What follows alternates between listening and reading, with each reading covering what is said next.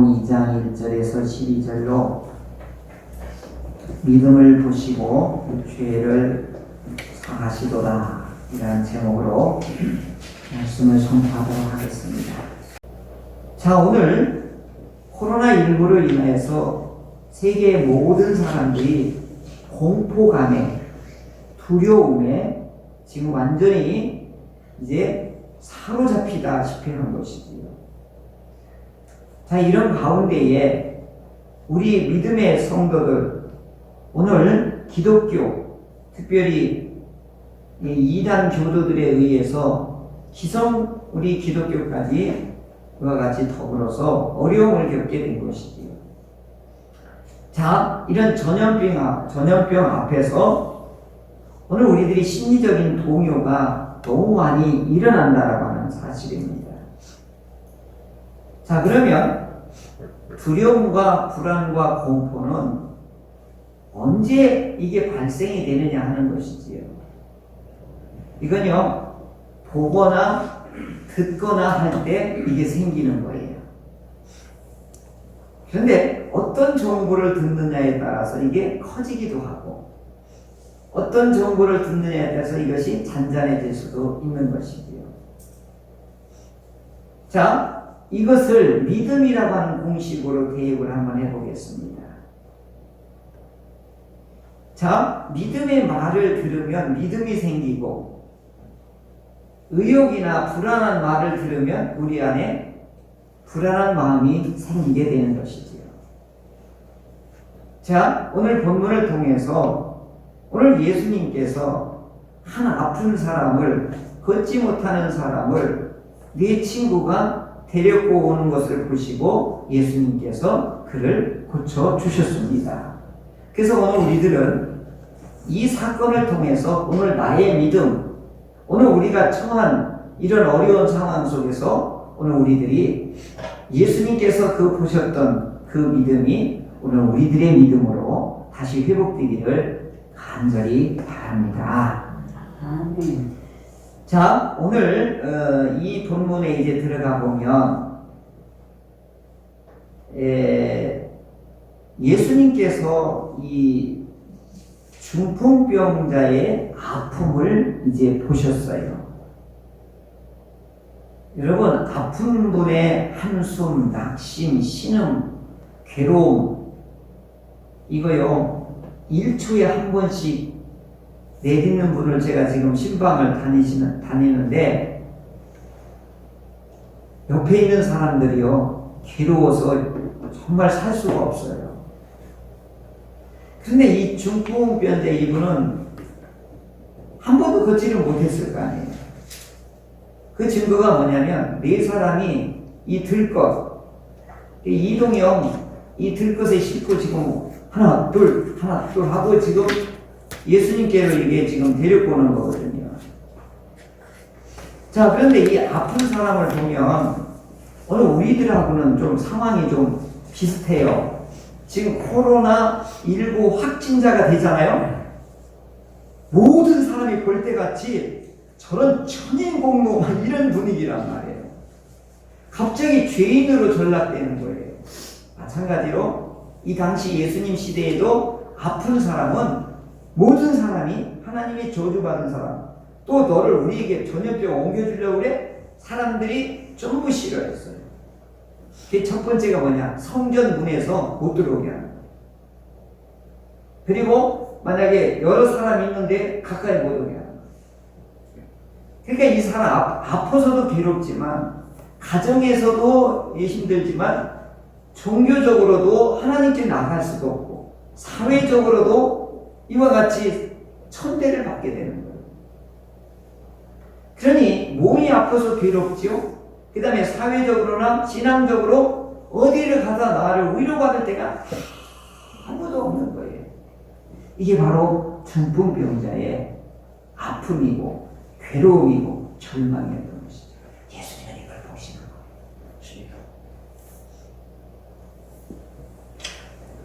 중풍병에 이 사람이 결박당한 고통과 이 사람의 절망을 예수님은 깊이 보시는 거죠.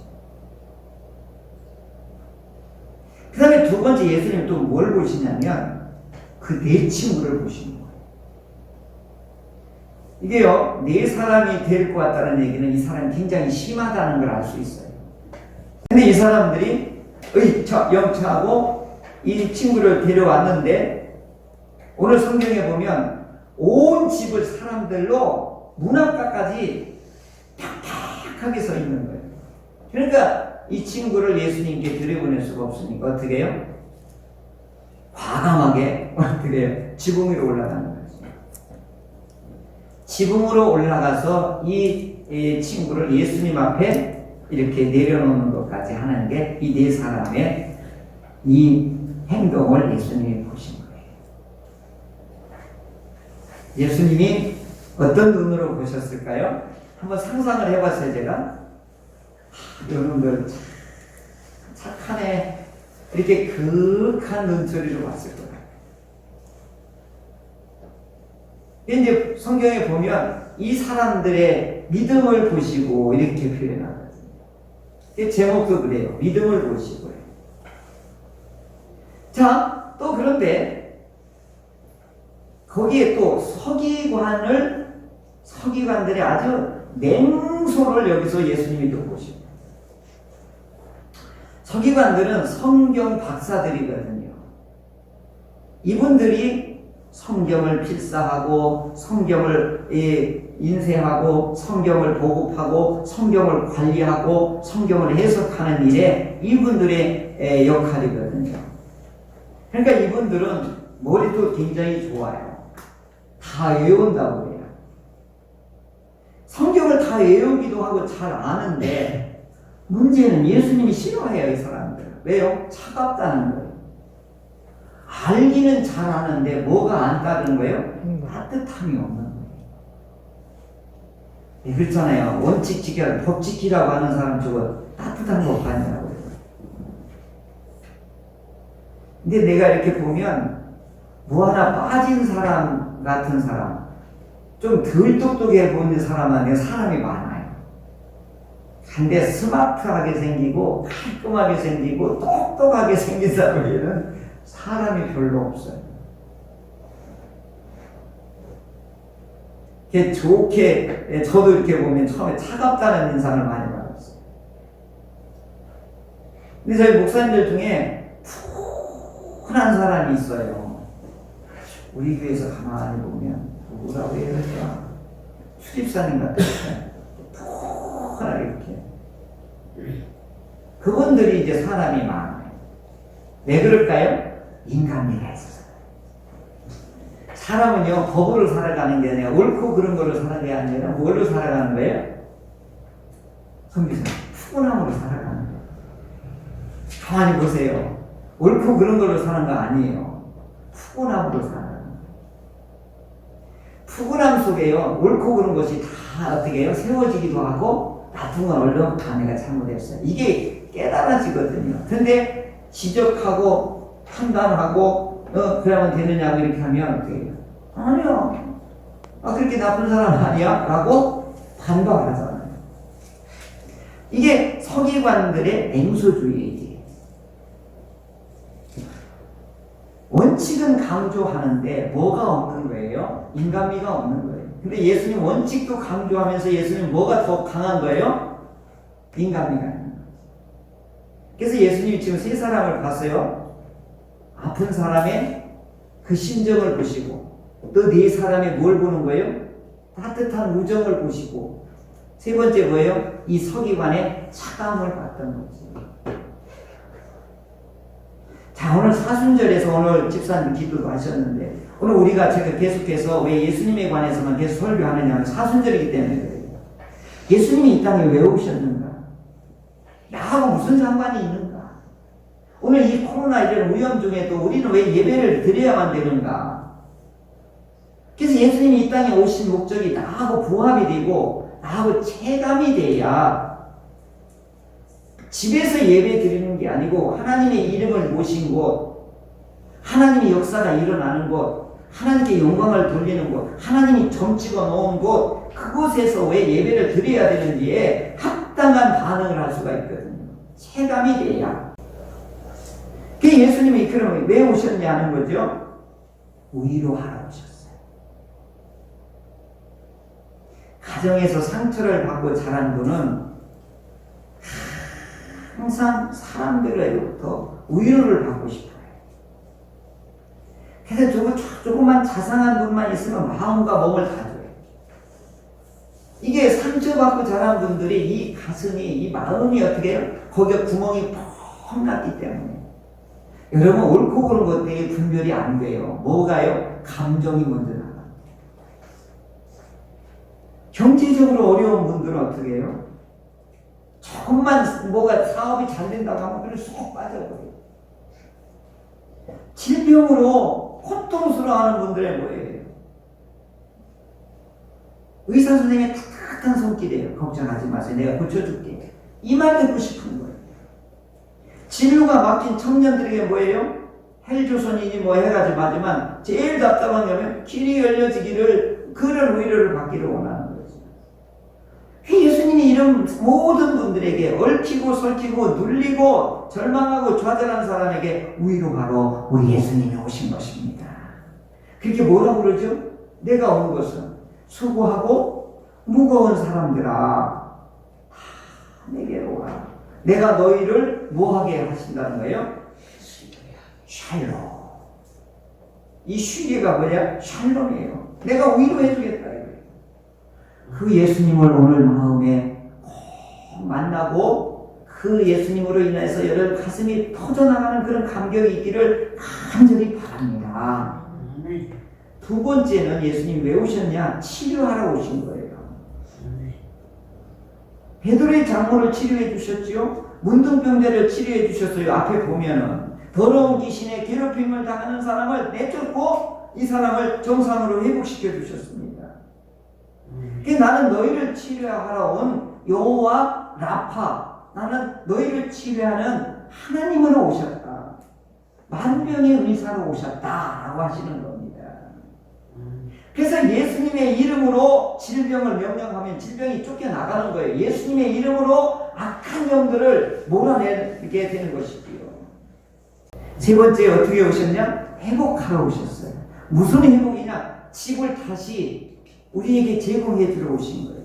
잃어버린 낙원, 잃어버린 에덴, 하나님의 집을 쫓겨났던 사람들을 어떻게 다시 하나님의 집으로 불러들이기 위해서 우리 예수님이 땅에 오신 거죠. 그때 여러분 잃어버렸던 사람들, 집이 없었던 사람, 집 한번 생겨봐요. 하나님이 오늘 우리에게 잃어버린 집을, 내가 상실했던 것, 쫓겨났던 집을 다시 되찾아주기 위해서 우리 예수님이 이 땅에 오신 것입니다. 그 집을 에덴이라고 그러고 그 집을 파라다이스라고, 그 집을 하나님의 나라라 이렇게 말씀하는 것입니다. 그러면 이렇게 오신, 회복하러 오시고 치료하러 오시고 위로하러 오신 주님을 오늘 우리는 어떻게 만날 수 있느냐, 이게 중요한 거예요. 자, 오늘 이분들은 뭐냐? 예수님이 어느 집에 계시다고 하는 소문을 듣고 온 거예요. 여러분, 소문이요, 진짜 소문과 가짜 소문이요, 우리를 병들게 하고도 우리를 행복하게 할 수도 있는 거예요. 소문이 악의 소문이 있고 그 다음에 좋은 소문을 뭐라고 해요? 복음이라고 그러는 거예요. 근데 이들이 소문을 듣고 왔어요. 그리고서 이제 예수님을 만나기 위해서 이 소문을 찾아서 이제 데리고 온 거예요. 그러니까 여러분들이 오늘 중요한 게 뭐냐? 가짜 뉴스에 여러분이 오염돼 버리면 불안과 두려움을 떨게 되는 거예요. 두려움과 불안은요, 내가 쫓을 수는 없어요. 그런데요, 좋은 걸로 채우면 이름이 힘을 못 쓰는 거예요. 근데 이 불안과 두려운 마음을 더 부추기는 걸 자꾸 더 많이 들으면 불안해지는 거예요. 두려워지는 거예요.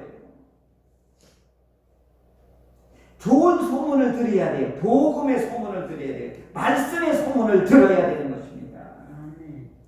그래야 우리 예수님 만날 수 있을 거예요.